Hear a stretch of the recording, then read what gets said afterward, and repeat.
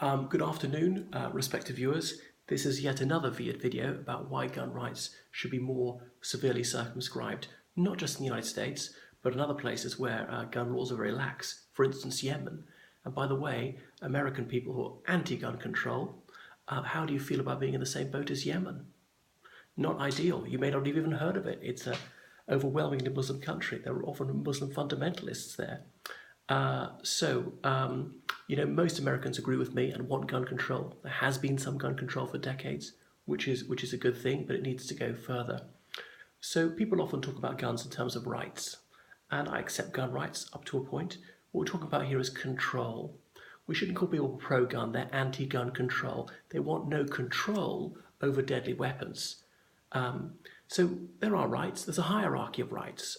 Surely the supreme right is the right to life, which of course no state can entirely guarantee, but we try to make it more likely that your life can be preserved.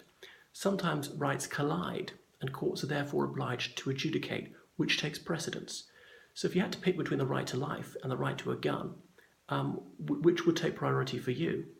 Which should a court privilege, one over the other? Now, I know you might say the gun might save your life, and sometimes that's true. But if we could have fewer gun rights, but a more effective right to life, wouldn't that be worth having? I'm not proposing to take away people's firearms altogether, just to limit them, like in virtually every other country in the world. So, if a right to possess a weapon is so sacrosanct, it must be a human right. So why didn't you just extend that to Iraq and Afghanistan? Why did the US military take away weapons? Nobody's answered me on that one. And why is Iran acquiring a nuclear bomb? Why is that not a right for them if the US has it? I know the Iranian governments deny that they're trying to develop a nuclear arms, but the US government is adamant that Iran's been trying to do it. The Israeli government's been announcing every year since about 92 that Iran is on the cusp of developing nuclear weapons. It's like a doomsday cult, and this doomsday never comes. And how come the Israeli government on the high seas raided ships and took away arms that were going to Palestine? They have a right to defend themselves, especially from illegal occupation, and the US gave diplomatic cover to that illegal action of the Israeli military. So I noticed that a lot of the attacks on me are ad personam, because my opponents seem to be devoid of rational arguments. There was so much hot air saying I'm an elitist. So what if I am? It's not germane. Even if I am an elitist, does that make it good for people to get shot?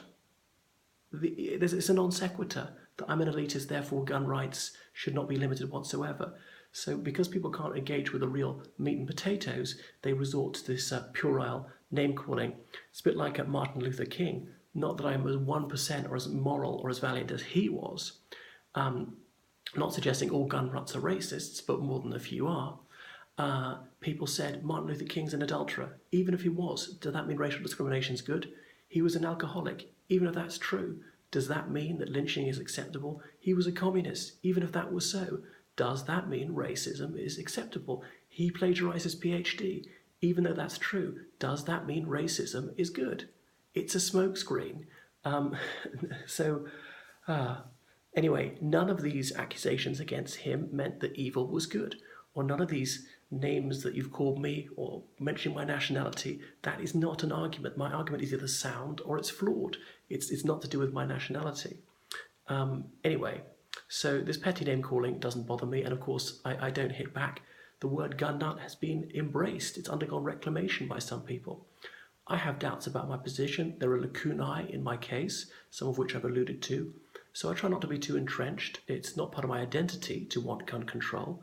So my self-esteem is not invested in this as it is with some other people. And if they've espoused a certain view vehemently for decades, it's an awful identity crisis to realise they're wrong, and very difficult to muster up the courage to acknowledge that. But as for people on the anti-gun control side, even Wayne Lapierre supports mental health checks and the mentally ill being forbidden from possessing firearms. A more extensive mental health register. Is he a traitor to your cause? That's gun control. You don't want to admit it, but it is, because you are controlling who has access to the weapons. How about the ban on most people carrying a firearm within 1,000 feet of a school in the United States? There are exemptions for law enforcement officers and a few categories like that. Is that oppression, that law? You say you're against gun control. That battle was lost a long time ago. You might as well leave the country. If government is also evil, you hate your government, you must hate the United States. Your government's elected by your people. So, gun nuts, you should move to the South Pole, which has no government, perhaps another planet, and then you can shoot as much as you want. So these soi-disant gun nuts, so are they self-confessing they're mentally ill? Obviously they need compassion and treatment. Calling me a libtard, come on, engage with the substantive issues. And often saying it's about liberals or leftists. If a liberal or leftist wanted to support you, would you reject that support? By the way, the American Revolution was liberal, especially for the time. What conservatives in the US believe is largely classical liberalism. There might be a few conservatives who agree with me. I'm very much conservative where I come from.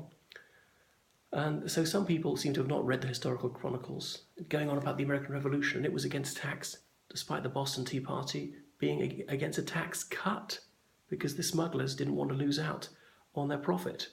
So the American Revolution is partly about tax to support an army, and now obviously the US, most of its tax money goes to the military. It's a nice irony. And I know the United Kingdom lost the American Revolution. That's not in dispute. No need to remind me of that. I'm not at all upset about that. So if you think you can bother me by bringing this up, it's not going to work. So I'm not coming to take your guns, even those who proved you can't be trusted. I can't do it. Only your own Congress can do it. So I look forward to things getting better in the US one day. And many of the irrational people are deeply entrenched, have said things like, gun deaths have got nothing to do with guns. I had that comment. I couldn't make it up. But if people are that illogical, it's very difficult to persuade them. They're often the people who say evolution is a lie. Ann Coulter, a clever woman, she says that global warming doesn't exist, and things like that. Or that American Revolution, could have been conservative. It's a contradiction in terms. Some of these people want school prayer. Now, all right in a religious school, but why in a public school when the USA was founded on secularism? And I noticed there are a lot of Islamophobes amongst my critics. There have been Muslims in the United States since the 19th century. They're American citizens. They've got an absolute right to be there, to proselytize for their faith. They can convert everyone to Islam. So the USA sells billions of dollars worth of arms to Muslim lands. Is that wrong? How are you going to square that circle? Either Muslims are not bad, or your government is doing something utterly evil, and many companies are doing something utterly wicked by selling weapons. Muslims were a vital US ally in the Cold War.